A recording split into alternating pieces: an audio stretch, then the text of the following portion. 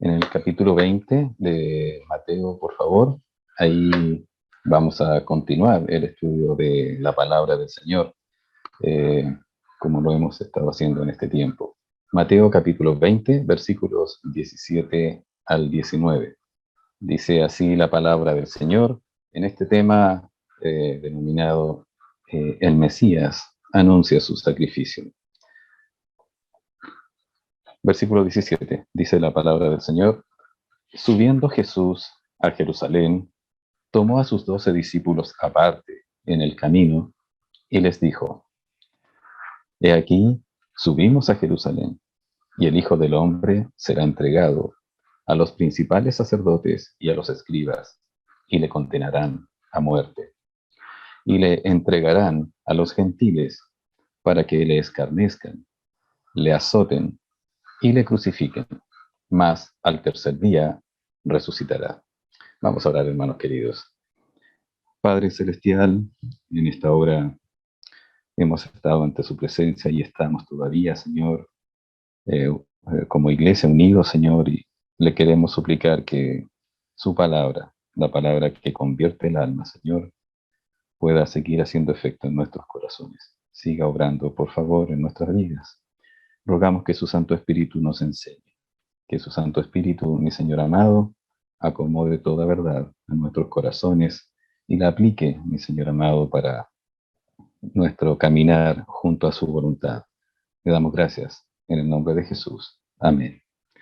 Este mensaje que es titulado El Mesías anuncia su sacrificio es en realidad la tercera vez formalmente que el Señor anuncia su sacrificio a los 12, que anuncia su muerte y su resurrección.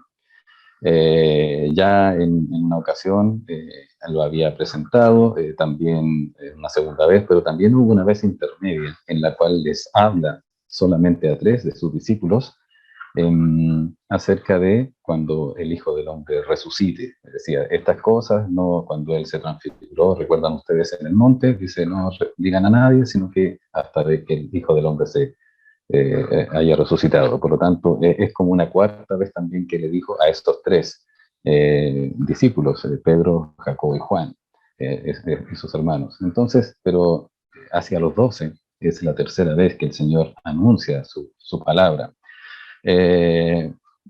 Básicamente tiene que ver con Jerusalén, con los principales sacerdotes y escribas, que son el Sanedrín, y también el mensaje está dado hacia también los gentiles. Es decir, los 3 puntos que vamos a rescatar acá son qué importancia tienen estos 3 elementos en su sacrificio, estos 3 conceptos, estas 3 verdades, lo que es Jerusalén, los principales, que equivale al Sanedrín, y también los gentiles.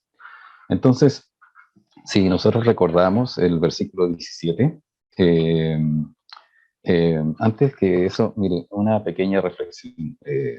No sé si los que estamos ahora presentes, ¿verdad?, en la iglesia, alguna vez fuimos niños. La verdad es que sí, ¿cierto? Fuimos niños alguna vez. Y si usted recuerda alguna instrucción o alguna orden que le haya dado sus padres, por ejemplo, bueno, no te olvides que tienes que hacer esto, o tienes que hacer esto, o tienes que estudiar. A veces uno toma las órdenes, ya, lo dijo mi papá, lo dijo mi mamá, lo voy a hacer. Pero a veces uno, dentro de uno, tiende como a calificar o a ponderar qué instrucción es más importante que otra. A lo mejor él me dejó estas 2 instrucciones, pero voy a hacer esta, y esta no. Pero hay instrucciones que nuestros padres nos han dado, que a veces nos han dicho 2 veces. Si nuestros padres nos dicen 2 veces, mira, te repito, hay que hacer esto. Bueno, será por algo, ¿cierto? Pero cuando ya la introducción es 3 veces, es como que sí, parece que de verdad es más que importante. Bueno, esto más o menos ocurre aquí con los discípulos. Nuestro Señor Jesucristo, dice la palabra del Señor, subiendo Jesús a Jerusalén, tomó a sus 12 discípulos aparte en el camino y les dijo, bueno, en esta ocasión, nuestro Señor Jesucristo no le está hablando a toda la multitud. Si usted recuerda, estamos ahí desde Perea, desde el otro lado del Jordán, y ahora ha partido nuestro Señor Jesucristo con sus discípulos, pero también le seguía gente.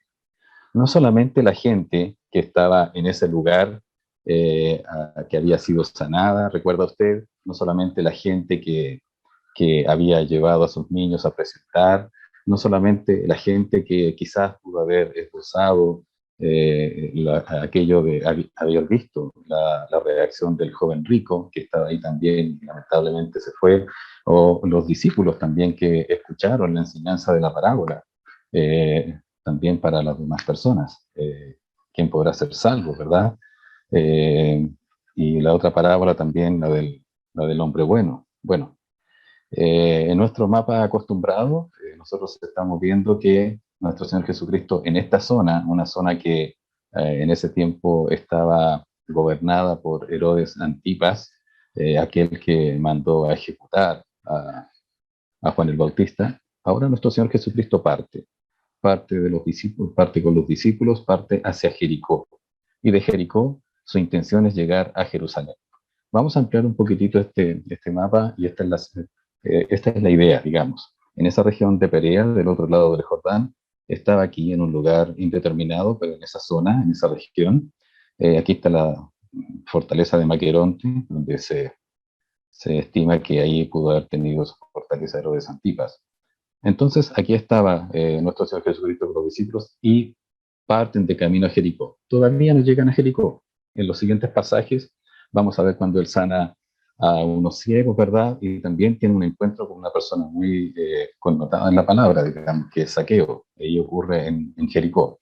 Y después su objetivo de partir para acá y pasar por Jericó es llegar finalmente a Jerusalén. Entonces, nuestro Señor Jesucristo les dice que aquí subimos a Jerusalén. Tenemos que ir para allá. La idea de subir no es como se ve aquí bajar en el mapa hacia el sur, sino que subir hacia las montañas, porque Jerusalén estaba acostada sobre montes. Eh, Interesante que el primer anuncio ya lo había dado el Señor Jesucristo en Mateo 16:21. Si usted recuerda, después de haber anunciado cómo será la iglesia, que él edificará la iglesia, después de la confesión de Pedro en que Jesús iba a ser la roca en la cual se iba a cimentar la iglesia, ¿verdad? Dice, desde entonces comenzó Jesús a declarar sobre a sus discípulos que le era necesario ir a Jerusalén y padecer mucho de los ancianos, de los principales sacerdotes y de los escribas, y ser muerto y resucitar al tercer día. Siempre el anuncio de su muerte iba acompañado con algunos detalles y también, obviamente, con su resurrección.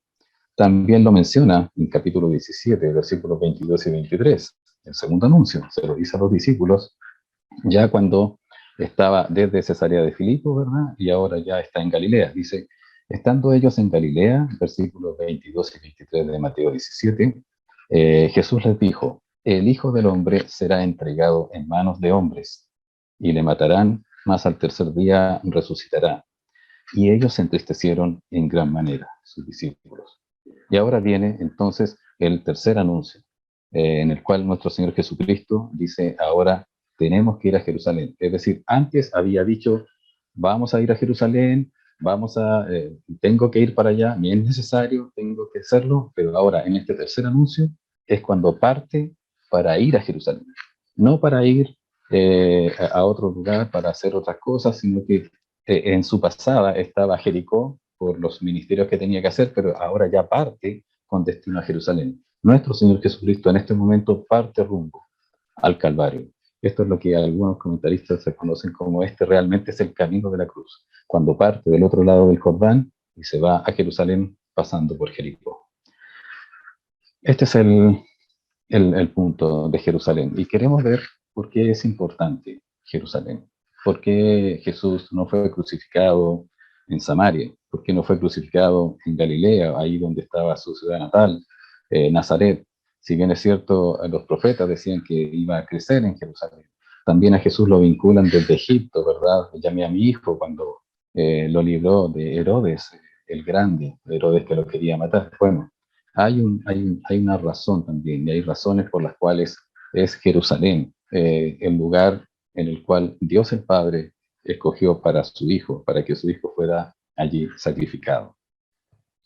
Dice la palabra del Señor en Mateo 18, leemos ahora, Mateo Mateo 20, 18, dice, he aquí, subimos a Jerusalén. Él iba con sus discípulos. En un momento que los llamó aparte, dentro de todo el gentío que iba. Alguna gente que no solamente pudo haber estado viendo sus milagros, sino que también que iba ya en la peregrinación hacia Jerusalén. No olvide que en ese tiempo ya se acercaba la Pascua para los judíos, en los cuales todos peregrinaban de distintas partes del mundo. Entonces también se pudo haber ido con mucha gente en esa ruta que normalmente hacían.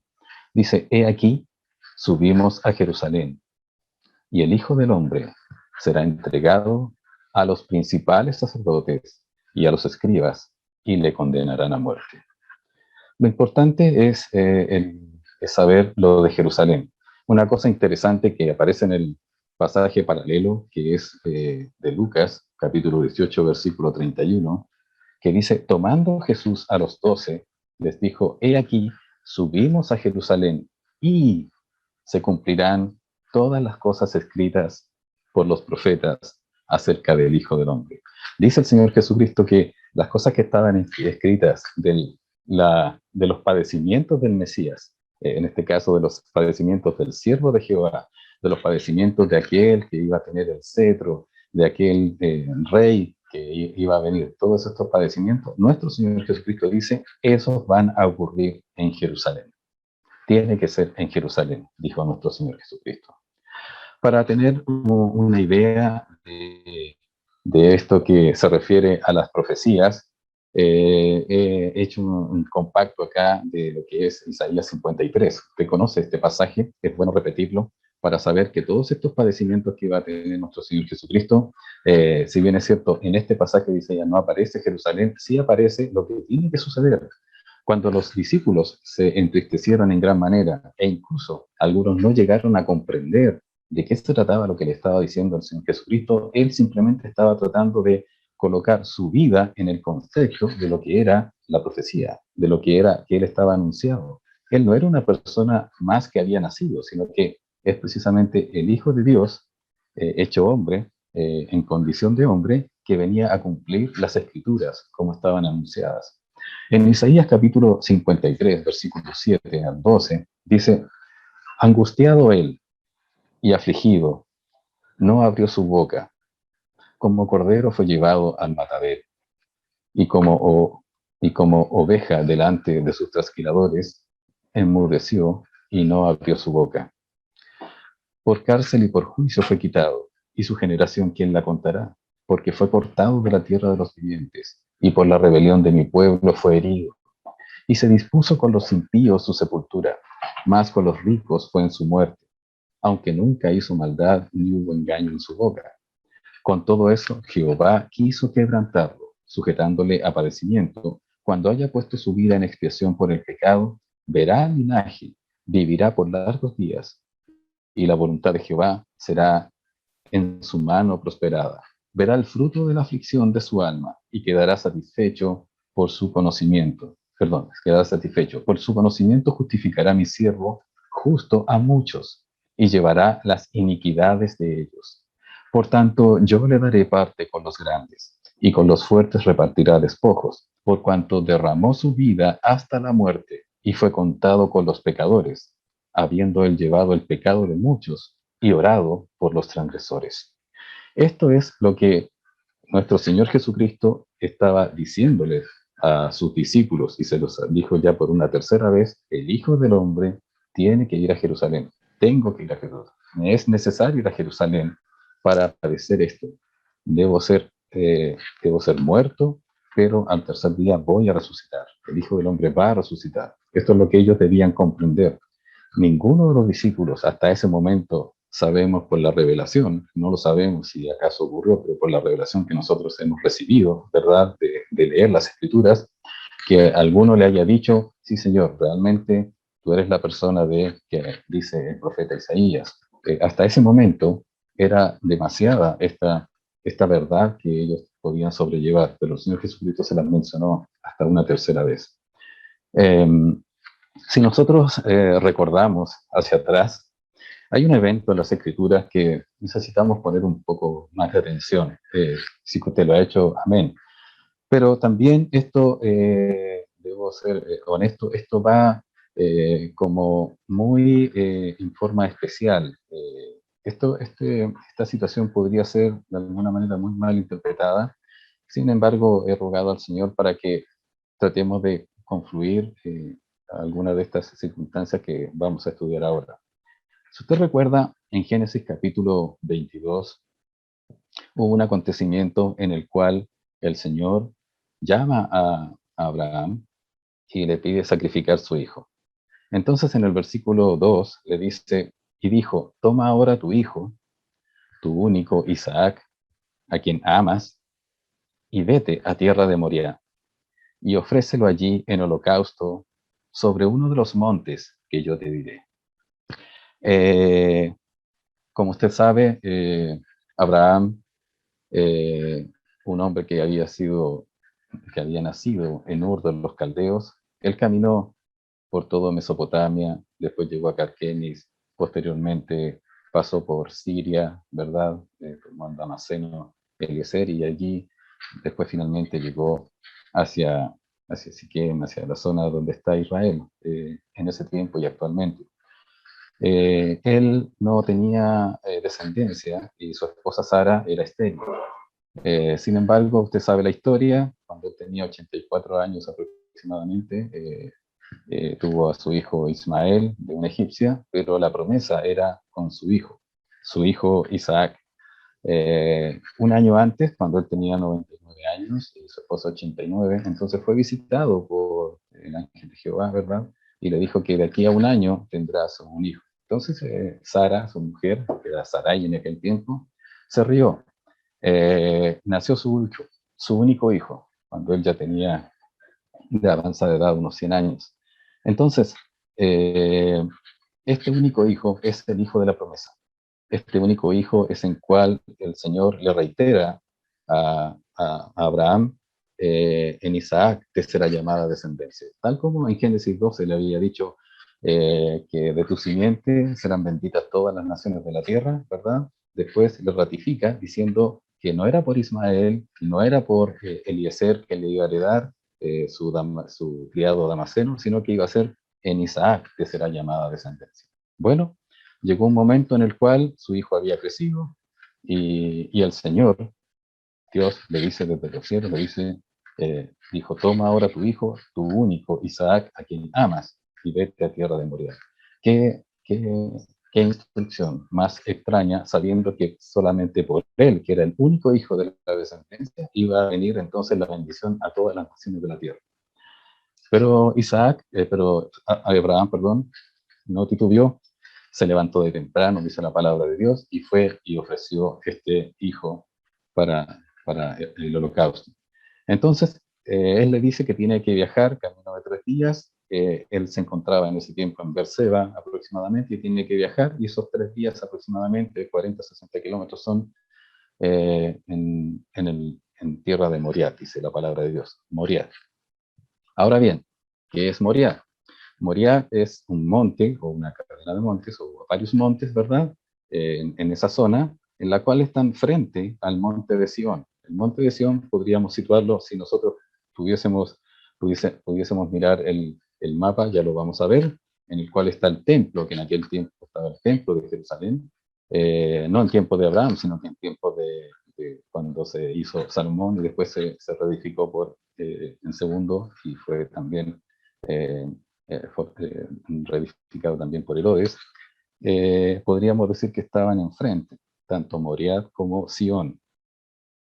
Es interesante que en segundo de Crónicas, capítulo 3, versículo 1, dice la palabra de Dios que comenzó Salomón a edificar la casa de Jehová en Jerusalén. Dice, en el monte Moriah. ¿Dónde está entonces? El monte Moriah está en Jerusalén.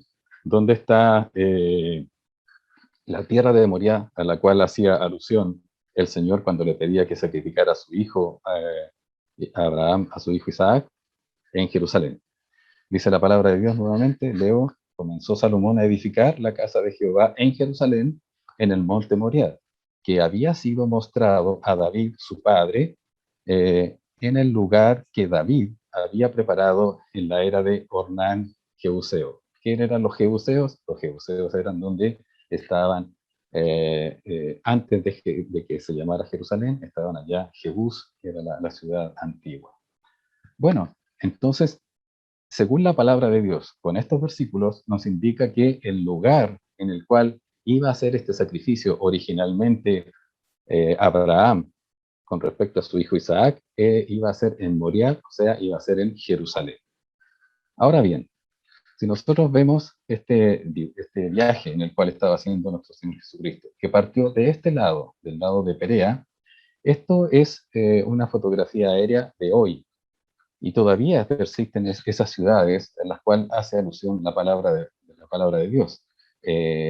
Vemos, por ejemplo, que nuestro Señor Jesucristo parte de aquí y llega hasta Jericó, que lo vamos a ver qué acontecimientos ocurren ahí en los próximos mensajes, y después continúa hacia Jerusalén.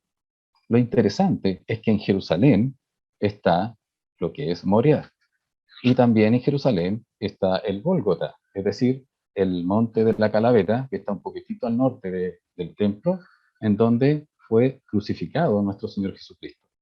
Es interesante que si nosotros vemos en un acercamiento, hoy en día así es como se ve Jerusalén, y hoy en día así es como se ve cómo habría sido el templo.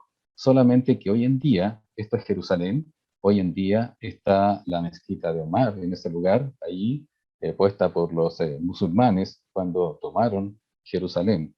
Entonces vemos aproximadamente que aquí estaría el lugar donde habría sido el sacrificio de Isaac, pero nosotros tenemos que considerar lo siguiente. Estos lugares que estoy presentando a ustedes son lugares que han investigado personas de connotada trayectoria y eruditos en el tema, en cuanto a la excavación y en cuanto también a la palabra del Señor. Estos señores llamados Taylor por un lado o Gordon por otro lado, han sido recopilados estos trabajos y han sido puestos para que ustedes puedan también chequearlo en sus computadores, en su vida, en una página llamada openbible.info, www.openbible.info.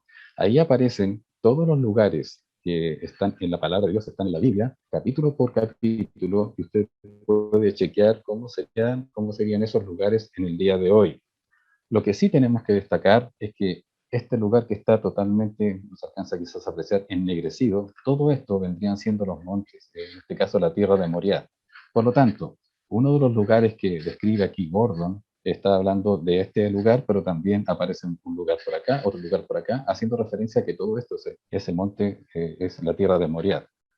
Lo interesante de todo este asunto, que esa tierra de Moriah sabemos por la palabra de Dios que es Jerusalén, también, cerquita de allí, estos mismos investigadores, Gordon y Taylor, hablan del lugar del Gólgota, el lugar de la calavera. Esto hay muchos más testimonios donde fue sacrificado nuestro Señor Jesucristo. Este es el templo en el cual estaba y que fue destruido por Tito el año 70, el general romano, por orden de Vespasiano, el emperador. Pero por este lado, aproximadamente, estaría el denominado Monte de Sion, aproximadamente en esta zona. Por tanto, cuando se habla de los sionistas, digamos de las personas de Sion, se está hablando de los de Israel. Y aquí vemos que coinciden en todo lo que es la geografía bíblica y la geografía histórica. Coinciden el monte Moriah como también el Gólgota, donde fue sacrificado nuestro Señor Jesucristo. Ahora, ¿por qué menciono todo esto? Porque si volvemos al relato de Dios hacia Jerusalén, hacia Abraham, en el cual le dice, versículo 7, le dice, entonces habló Isaac a Abraham, su padre, después que hubieron llegado, después que llegaron allí a los albores de la tierra de Moriah, a los albores del monte de Moriah, en el cual iba Abraham con su hijo y con unos criados. Entonces Isaac, que no era niño, digamos, era ya crecidito, le dice a su padre, le dice, entonces habló Isaac a Abraham, su padre, y dijo, Padre mío. Y él respondió, heme aquí, mi hijo. Y él dijo, he aquí el fuego y la leña, mas ¿dónde está el cordero para el holocausto? Mire qué pregunta, ¿no? ¿Cómo está allí el corazón de un padre cuyo Dios es el Dios verdadero? Le ha pedido, ¿verdad?, que sacrifique a su hijo. Y Abraham, dice la palabra de Dios, versículo 8, y respondió Abraham: Dios se proveerá de cordero para el holocausto, hijo mío. E iban juntos. Dios se proveerá de cordero. Es decir, lo que está haciendo Abraham es decirle: mira, yo no sé, aquí en estos momentos no está el cordero, pero sé que si el Señor me mandó, Él se proveerá de cordero. Además, dice la palabra de Dios en Hebreos que Abraham tenía tanta fe en Dios, de que él pensaba que aun que si lo sacrificaba, él tenía todo el poder, Dios tenía todo el poder de resucitar a su hijo Isaac. Bueno, ¿qué fue lo que ocurrió? Que cuando él iba a sacrificar a su hijo para ofrecerle un holocausto, que entre paréntesis, el Señor Dios jamás ha pedido una persona, jamás pide sacrificios humanos, ¿verdad? Porque eso lo hacían las culturas paganas.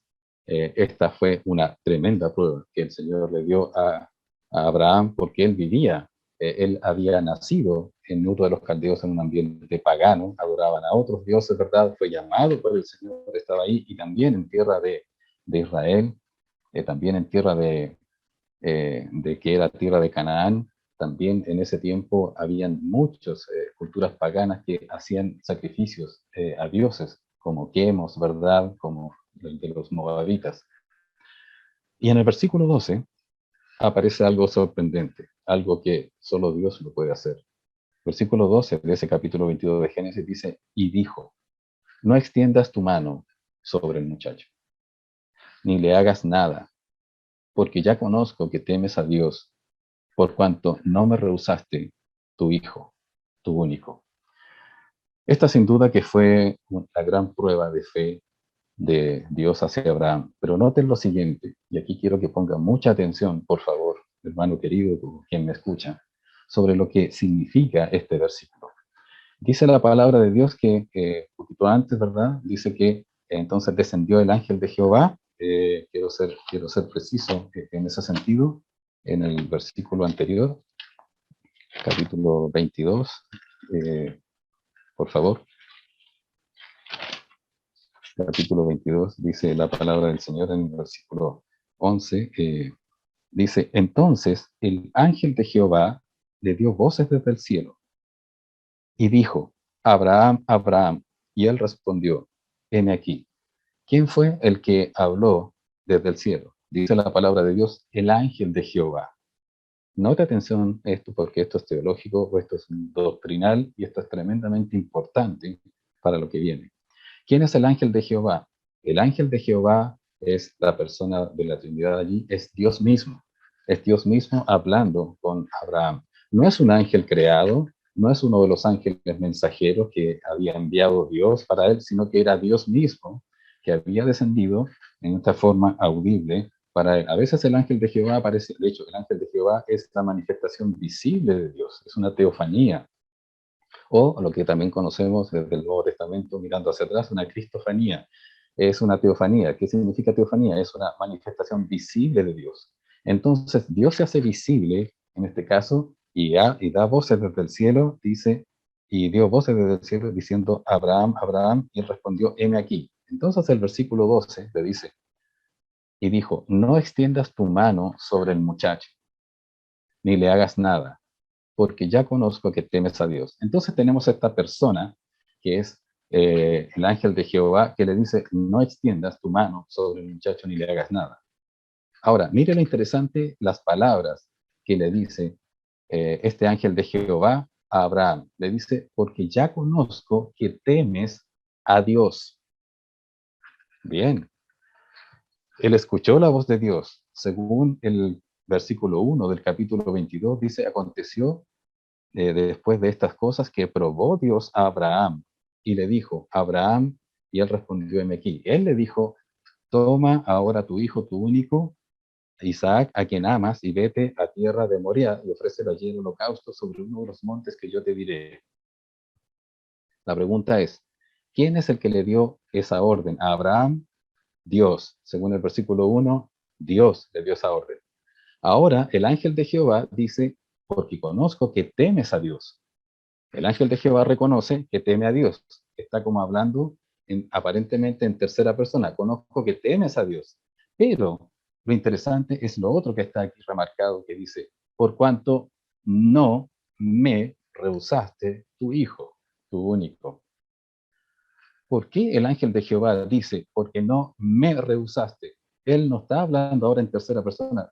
No, no le dijo, no le rehusaste tu hijo a Dios, sino que le dice, no me rehusaste tu único hijo. Eso indica que el ángel de Jehová es Dios. El ángel de Jehová es Dios. Por lo tanto, ¿quién fue el que le dio la orden a Abraham de que sacrificara a su hijo? Dios. El ángel de Jehová entonces dice la palabra de Dios que desciende, que habla con él desde el cielo y le dice, no le hagas nada, porque ya conozco que temes a Dios. Sí, eso está bien, ya lo habíamos sabido, teme a Dios, pero dice, no me rehusaste tu hijo. Por lo tanto, el ángel de Jehová está identificado, se identifica con Dios mismo.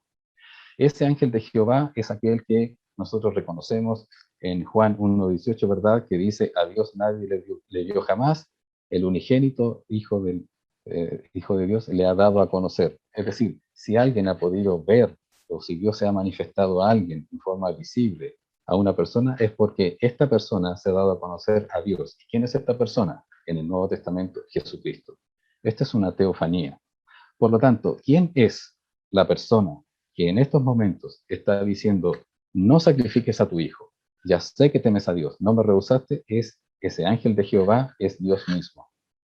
Ahora bien, aquí viene también otra cosa interesante.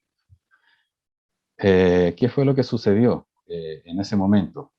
Lo que sucedió es que el Señor le proporcionó a Abraham un carnero para hacer el sacrificio, no un cordero, un carnero. Según Levítico 5:15, los carneros se utilizaban para hacer una ofrenda por la culpa, cuando hubiese una culpa por algo que tenga que ver con las cosas del Señor. No solamente por el pecado, sino que era por la culpa. Es decir, cuando una persona es considerada culpable por hacer algo, tenía que presentar una ofrenda como carnero. Eso es el Levítico, mucho más adelante. Esto no había ocurrido todavía, pero estaba sucediendo ahora que el Señor proporcionaba un carnero. Por lo tanto, el cordero quedaba pendiente. Todavía el cordero no se iba a sacrificar, porque el cordero de Dios es el que quita el pecado del mundo. Ese es el cordero de Dios. ¿Y quién es el cordero de Dios? Cuando Juan ve a Jesucristo, dice, este es el cordero de Dios que quita el pecado del mundo. Entonces, en ese momento estaba quitando Dios la culpabilidad, en este caso, por decirlo de una manera, a Abraham, a Isaac, ¿verdad? Pero estaba pendiente todavía el quitar el pecado, definitivamente. Por lo tanto, este es un anticipo de lo que iba a ser más adelante el sacrificio en el cual el verdadero cordero se iba a entregar.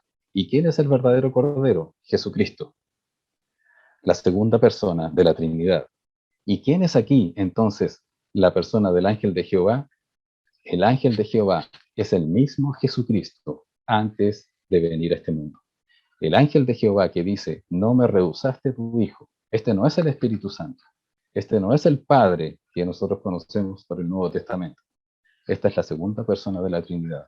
En otras palabras, nosotros podemos ver claramente, no, Abraham, no extiendas tu mano sobre el muchacho, ni le hagas nada, porque ya conozco que temes a Dios, ya conozco que me temes, ya conozco que no me rehusaste a tu hijo, ya conozco que yo siendo Dios, tú no me desobedeciste, sino que tuviste temor de mí, sino que ya conozco que pasaste la prueba, pero no extiendas la mano. Tu hijo no va a ser sacrificado, sino que más adelante yo seré el que seré sacrificado.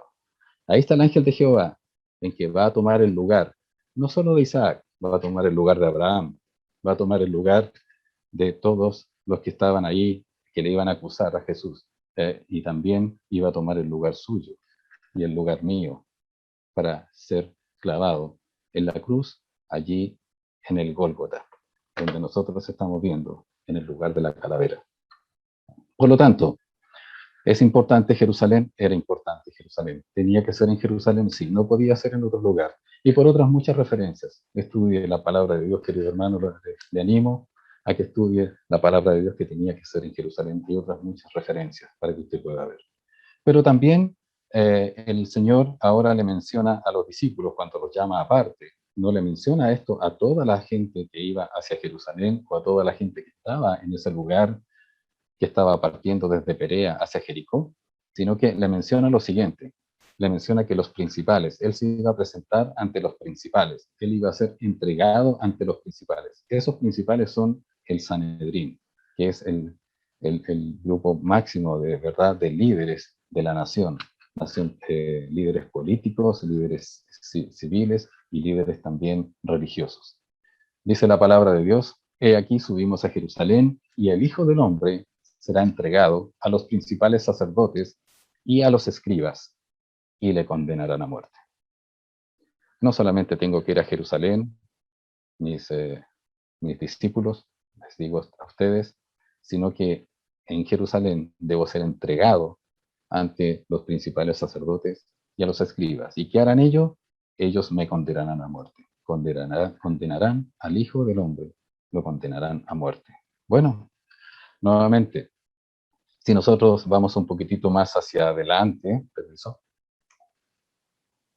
y vemos el pasaje paralelo, pero del momento en el cual nuestro Señor Jesucristo estaba delante del Sanedrín, dice la palabra de Dios en el versículo, en el capítulo 14, versículo 61 al 64. Anteriormente había sido él presentado, y dice la palabra de Dios, también por los evangelios sinópticos, dice que se le habían presentado falsos testigos, pero dicen que también entre los testimonios de estos testigos no concordaban, había discrepancias entre ellos, por lo tanto no podían acusarlo porque aún no estaba esclarecida realmente la acusación, porque habían discrepancias, no concordaban los testimonios. Versículo 61 del capítulo 14 de Marcos dice, más él callaba, Jesús, y nada respondía. Cuando le decían, bueno, ¿qué respondes a estas acusaciones? Dices que vas a destruir el templo, que se destruye el templo y tú en 3 días lo levantarás y todo el asunto. Y algunos decían 2 días, 3 días, 3 días. Bueno, era una cosa que no concordaba. Entonces le preguntaban a Jesús en el Sanedrín, en este concilio, le dice, y el sumo sacerdote volvió a preguntar, estamos hablando delante del sumo sacerdote, que era Caifás, y bueno, y su suegro era Anás, dice, y volvió a preguntar y le dijo, ¿eres tú el Cristo, el Hijo del bendito? Le hace la pregunta crucial, en la cual él tiene que reconocer, nuestro Señor Jesucristo tiene que reconocer si él es el Mesías o no es el Mesías. Y Jesús dijo, yo soy. Y veréis al Hijo del Hombre sentado a la diestra del poder de Dios y viniendo en las nubes. Eso significa que con el hecho de él haber atestiguado y haber afirmado de que él es el Hijo de, él es el Mesías, que él es el Cristo, él utilizó las palabras yo soy, las mismas palabras de Éxodo 3:14, cuando dijo yo soy el que soy, cuando le dice Jesús, le dice Dios, en este caso a Moisés. Dice, yo soy, y veréis al Hijo del Hombre sentado a la diestra en poder de Dios y viniendo en las nubes. Desde ese momento sabía Jesús que ya estaba sentenciado a muerte por decir que él era el Cristo. Versículo 63 dice, entonces el sumo sacerdote, rasgando su vestidura, dijo, ¿qué más necesidad tenemos de testigos? Es decir, ya no necesitamos testigos, ya no necesitamos conciliar los distintos relatos de estas acusaciones, ya no necesitamos ver nada, no, ni una cosa, solamente él ha dado su propia sentencia de muerte. Entonces dice, ¿qué más necesidad de testigos tenemos? Versículo 64, dice la palabra de Dios, habéis oído, dice ahí el sumo sacerdote al resto del Sanedrín, que estaban ahí, que eran 70 personas, habéis oído la blasfemia, ¿qué os parece? Y todos ellos le condenaron, declarándole ser digno de muerte. Es decir, se cumplió lo que dijo el Señor Jesucristo. Esto lo vamos a ver más adelante también con más detalle cuando toquemos el pasaje de Mateo. Pero esto se cumplió tal cual como Jesús se lo dijo a sus discípulos 3 veces. 3 veces. Bueno, la palabra de Dios dice en Juan capítulo 1, versículos 11 y 12, para que vayamos armonizando todos los relatos que hablan acerca de la vida de nuestro Señor Jesucristo, la vida de Dios hecho hombre, de Dios del cielo que vino a este mundo. Dice la palabra de Dios, a los suyos vino, y los suyos, ¿quiénes eran los suyos? Los judíos, y los suyos no le recibieron. Mas a todos los que le recibieron, a los que creen en su nombre, les dio potestad de ser hechos hijos de Dios. Hermanos queridos, vea usted la secuencia del relato de Juan. Vino Jesús a los suyos, a la casa de Israel, a las ovejas perdidas de la casa de Israel, y no le recibieron. ¿Qué hicieron con él? Lo condenaron a muerte. Pero, hubo mucha gente que le recibió y mucha gente que hasta hoy en día, a lo largo de estos 2000 años, le sigue recibiendo a nuestro Señor Jesucristo como su único Señor y Salvador, como el único Dios, como el Salvador, como aquel que va a venir. Y dice, más a todos los que le recibieron. ¿Quiénes son los que le reciben? Los que creen en su nombre, les dio potestad de ser hechos hijos de Dios. Hermano querido, si usted me escucha, ¿verdad? Y usted le ha recibido, usted es hijo de Dios. Usted que pertenece a nuestra iglesia, a nuestra pequeña y amada iglesia Manuel de parte de Dios, porque Él nos ama. Usted es hijo de Dios. Usted no es solo criatura de Dios, no es una persona que haya nacido, ¿verdad? En este mundo y que sea una persona, sino que ahora es hijo de Dios. Y esto, ¿verdad? Muestra una verdad muy grande, que no todas las personas son hijos de Dios. Hay hijos de Dios y hay no hijos de Dios. Esos no hijos de Dios, que no son obviamente hijos de Dios, son hijos del diablo. Tengo que decirlo. La palabra de Dios la testigo. El Señor se lo dijo a los judíos en su momento. Vosotros sois de vuestro padre el diablo, porque queréis hacer las obras de vuestro padre, que son robar, matar y destruir. Porque queréis matarme, dice. Sois hijos del diablo. Toda persona que no es hijo de Dios, y esto es fuerte, como lo dice la palabra de Dios, es hijo del diablo. No porque el diablo también esté a la altura de Dios, jamás. El diablo es un ser creado que está bajo las órdenes también de Dios y que solamente hace cosas si Dios se lo permite.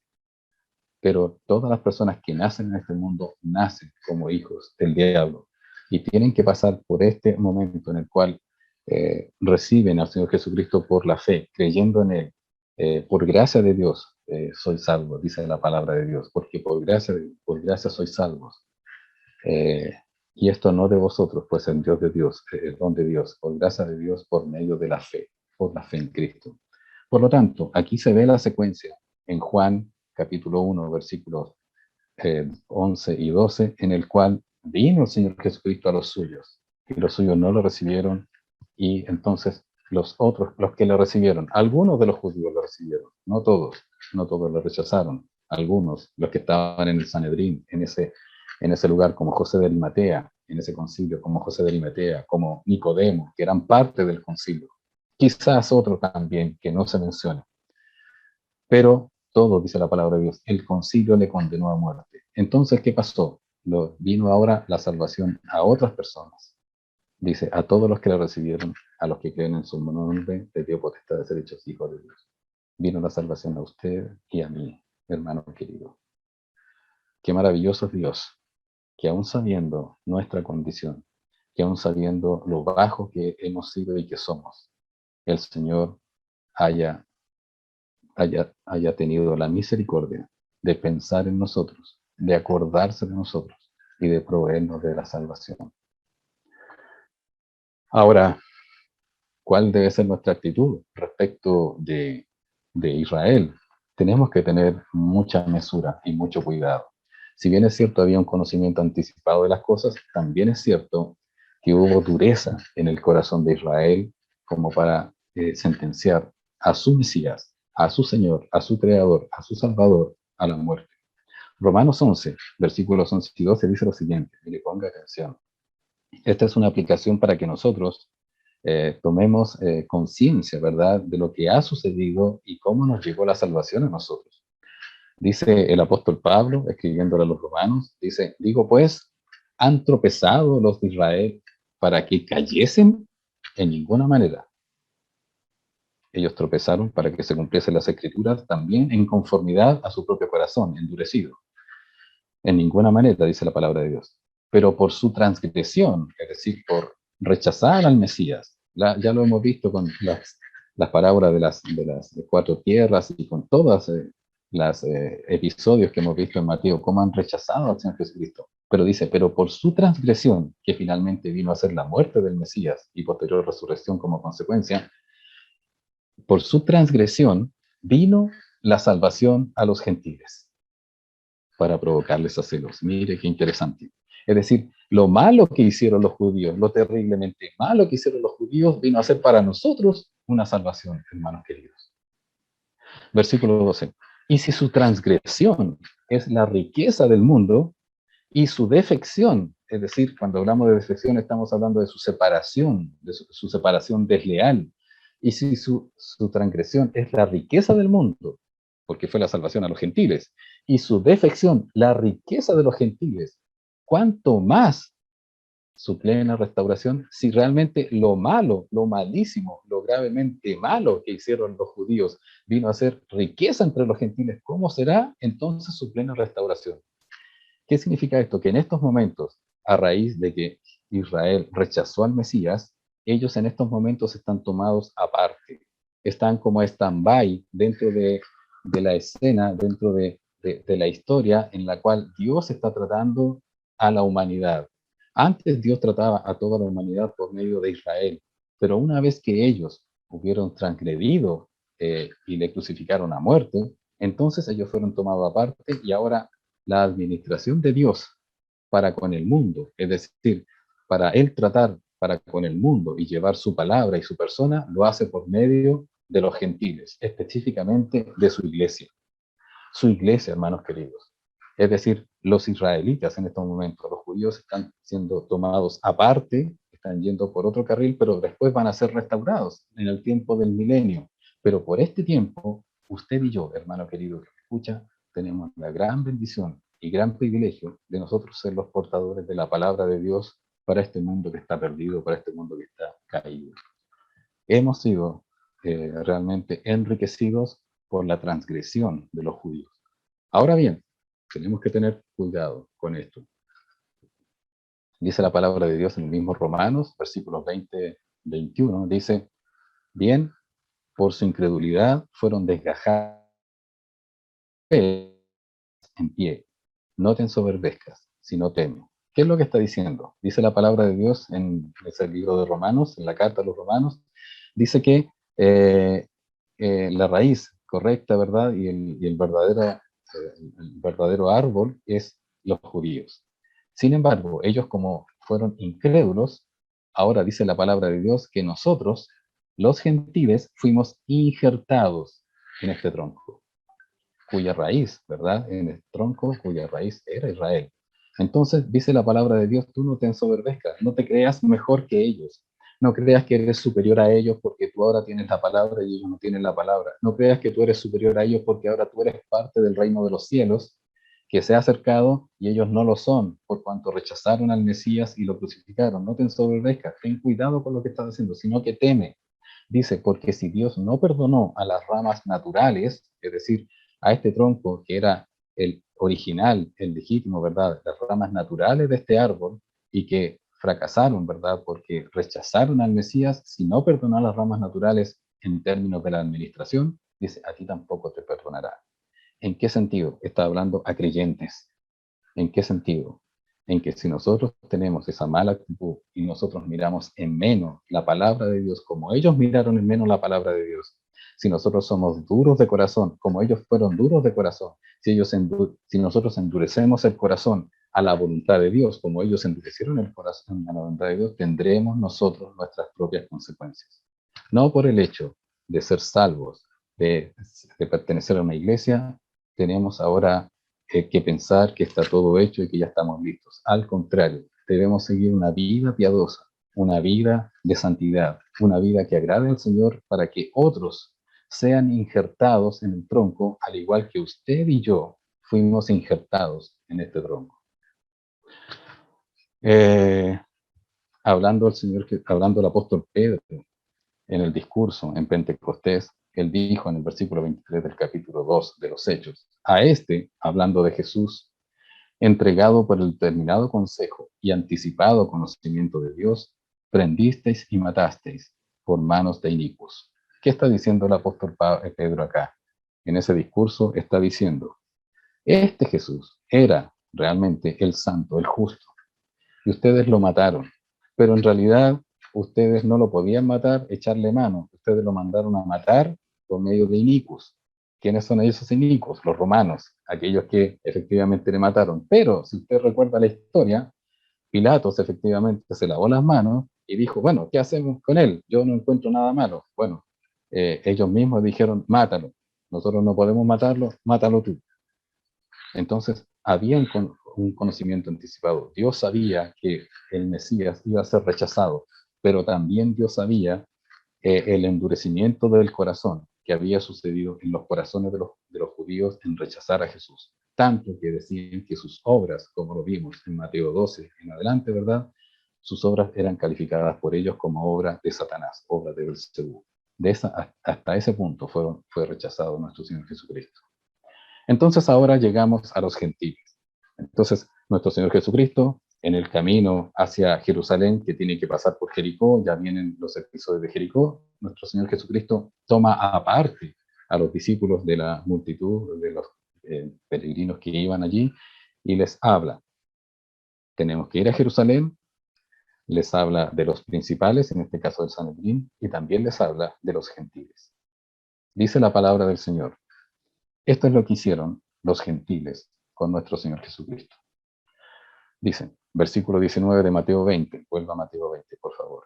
Versículo 19 dice, y lo entregarán a los gentiles para que, tres cosas, le escarnezcan, le azoten y le crucifiquen.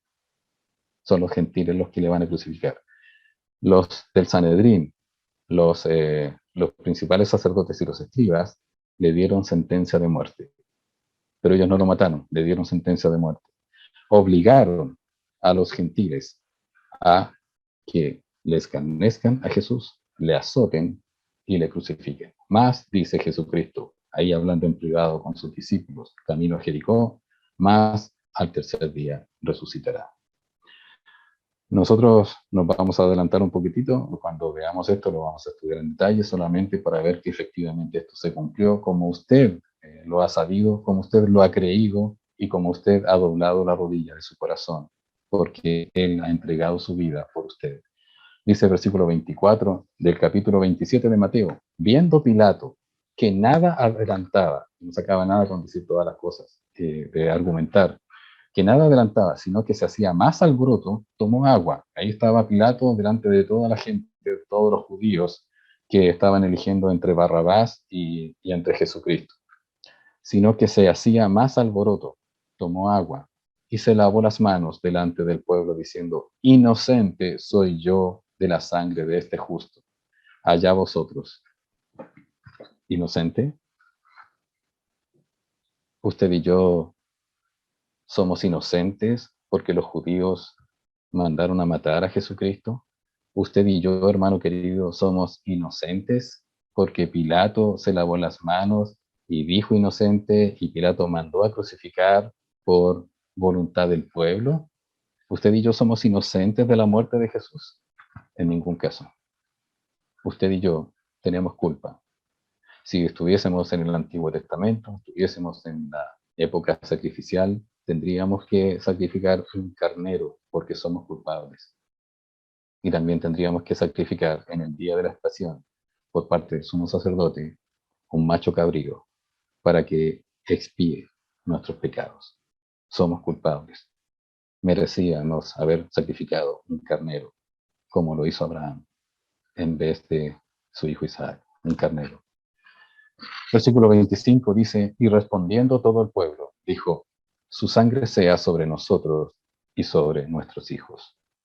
Tan soberbio ha llegado el corazón endurecido del pueblo de Israel, de los judíos allí presentes, que no solo no quisieron, hermanos queridos, no quisieron recibir, reconocer al Mesías, sino que se atrevieron a decir, su sangre sea sobre nosotros y sobre nuestros hijos. ¿Cuánta gente estaba ahí? Estamos hablando del año entre el 27 y el 30 de nuestra era, aproximadamente. El año 70 de esta era fue el general Tito, hijo del emperador Vespasiano en ese tiempo, que Tito después pasó a ser emperador también del reino del Imperio Romano. Él fue y sitió la ciudad el año 70. Cuenta el escritor Flavio Josefo que aproximadamente 1 millón de judíos fueron asesinados entre todo eso. Y huyeron aproximadamente unos 70.000 judíos. De ahí partió todo de nuevo. Durante mucho tiempo, desde Adriano, ¿verdad? Y Trajano, se les prohibió a los judíos volver a tierra de Israel. Durante 500 años ellos no pudieron volver. Durante ese periodo, entonces se metieron los musulmanes, quienes habían comenzado por la ejira, ¿verdad? Esta, esta, esta religión que inventaron acerca del islamismo y después comenzaron a dominar todo el norte de África y también tierra de Israel y después llegaron hasta Europa. En Europa, si no hubiese sido por Carlos Martel, ¿verdad? En el año 732 después de Cristo, casi todo el mundo sería musulmán en este momento. Carlos Martel, el padre de Alejandro Magno. Pero ¿qué pasó? Estas personas acá, que estaban delante de Pilato, dijeron, su sangre sea sobre nosotros y sobre nuestros hijos. Bueno, se cumplió lo que ellos dijeron. Ellos no eran inocentes. Ellos eran el tronco verdadero. Ellos tuvieron esa defección, fue la transgresión de matar al Mesías. Y por esa transgresión llegó la salvación a nosotros, que somos denominados los gentiles, bíblicamente hablando, y también por los judíos. Somos los gentiles. Pero a ellos les llegó la sentencia de que los judíos fueron casi arrasados allí con el emperador Tito. Su sangre llegó sobre ellos y también sobre sus hijos. Qué tremendo. ¿Recuerda usted cuando el Señor Jesucristo iba en el camino al Calvario, ¿verdad? En la vía dolorosa que nosotros conocemos? Allí las mujeres, dice la palabra de Dios, que lloraban por él. Y dijo Jesús, no lloréis por mí, llorad por sus hijos, llorad por Jerusalén. Es impresionante, hermanos queridos. No hay pecado, no hay transgresión que no se pague. No hay pecado que no tenga consecuencias. Por tanto, si usted y yo en estos momentos tenemos una transgresión que no hemos confesado, tenemos un pecado que no hemos confesado, créame que eso va a tener consecuencias y retribución. Por tanto, está ahora el momento de poder arrepentirse ante el Señor. Dice el capítulo 27 de Mateo, solo para complementar lo que él había dicho, que será escarnecido, ¿verdad? Será también golpeado y será crucificado, dice la palabra de Dios, versículo 29 en adelante, y pusieron sobre su cabeza una corona tejida de espinas y una caña sobre su mano derecha. Note, una caña, ¿verdad? Para que él pudiera decir que este es su cetro, este es su báculo en el cual él iba a mandar. Ese es el símbolo del poder. Es como en Chile aproximadamente podría ser el equivalente a la piocha de O'Higgins, ¿verdad? Allá este era el cetro, y más encima mandado por Dios. Este es el poder. Entonces le entregaron una caña, una especie como de coligüe, ¿verdad? Una caña en la cual él decía, ya, pues ahora tú eres el rey, decían estos los soldados romanos. E hincando la rodilla delante de él, le escarnecían, se burlaban, diciendo, salve, rey de los judíos. Versículo 30, y escupiéndole, tomaban la caña, ahora tomaron la caña que le pusieron, que le dieron como cetro a nuestro Señor Jesucristo, ¿verdad? Y con esa caña le daban en la cabeza, dice la palabra de Dios. Y después de haberle escarnecido, de haberse burlado de él, le quitaron el manto y le pusieron ahora sus vestidos, con la ropa que él había llegado la noche anterior ante el concilio, que lo habían hecho esperar hasta el día siguiente, y ahora había pasado ya del día siguiente, día viernes, en el cual ahora estaba siendo burlado, vituperado por estos hombres. Dice, entregaron sus vestidos y le llevaron para crucificarle. Bueno, sin embargo, cuando el Señor Jesucristo los tomó aparte a los discípulos, en este camino hacia Jericó, y diciéndole, tengo que ir a Jerusalén, vamos a Jerusalén, tengo que presentarme ante los principales y tengo que presentarme también porque ante los gentiles me van a crucificar. Dice la palabra de Dios en Mateo 18:34, Dice, pero ellos no, nada comprendieron de estas cosas. Perdón, esto es Lucas. Esto es Lucas. Pero ellos, los discípulos, dice, nada comprendieron de estas cosas. Y esta palabra les era encubierta y no entendían lo que se les decía. Mira, hermano, lo que estaba sucediendo en ese momento es que los discípulos no comprendían a ciencia cierta lo que significaban las palabras de Jesús. Y dice la palabra de Jesús que era tanto lo que no comprendían que aun cuando Él resucitó, usted puede ver después en Mateo capítulo 28, dice que el Señor se les apareció y dice que, y algunos, se les apareció a ellos, dice, y algunos dudaban. Es decir, ellos habían creído sus enseñanzas, habían creído que habían nacido de nuevo, habían creído que eran sus discípulos, sus aprendices, habían creído en el reino de los cielos, todo el asunto, pero esto en particular, su muerte y su resurrección, todavía no lo habían creído. Pero dice la palabra de Dios que podría ser equivalente a un atenuante para ellos, dice, porque esta palabra les era encubierta y no la entendían. Ahora bien, yo le hago una pregunta a usted. Usted, cuando lee la palabra de Dios, ¿recibe instrucciones de Dios para su vida? Por supuesto que sí. Siempre hay instrucciones, siempre hay consejos, siempre hay advertencias, siempre hay de la palabra de Dios, siempre hay reprensiones respecto de lo que nosotros vemos y nos miramos en la Biblia como si la Biblia realmente es un espejo de nuestro corazón. Pero a veces el Señor nos dice cosas y nosotros no las entendemos. Pregunta, si usted no las entiende, ¿las obedece o tiene que entenderlas para obedecer? Ciertamente que no es así. Basta con que Dios lo diga. Aunque yo no lo entienda, el Señor lo dijo y debo aprender a confiar en Él. Aunque me digan por acá una cosa los médicos, otra cosa por acá los profesores, otra cosa por acá la gente, cosa por acá los políticos, otra cosa por acá los economistas, aunque me digan muchas cosas, distintas personas, pero si Dios lo dice, hay que obedecerlo. No importa que no los entendamos. Aquí lo que pasó con los discípulos era que no lo entendían. Y como no lo entendían, por eso tuvieron temor. Y en el momento en el cual nuestro Señor Jesucristo fue apresado, en cumplimiento de lo que él mismo había dicho 3 veces y una cuarta a los 3 que le acompañaron en el monte de la transfiguración, entonces ahí recién todavía no entendían y salieron arrancando. Huyeron todos, menos Juan. Hermanos queridos, si usted está pasando una tribulación en este minuto, este es para usted y esto es para mí.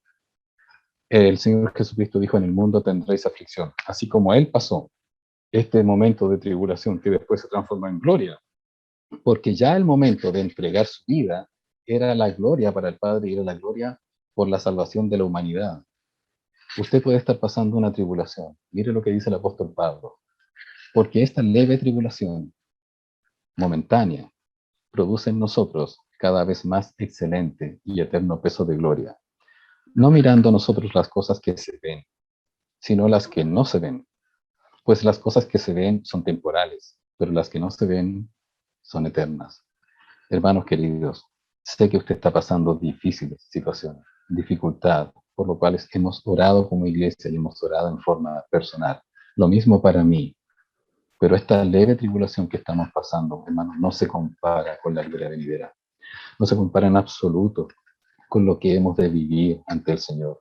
Por lo tanto, bien hacemos en seguir confiando en el Señor. Confiemos en que Él tiene el control de nuestra vida. Solamente dejémonos llevar. ¿Cómo nos dejamos llevar? Obedeciendo su palabra.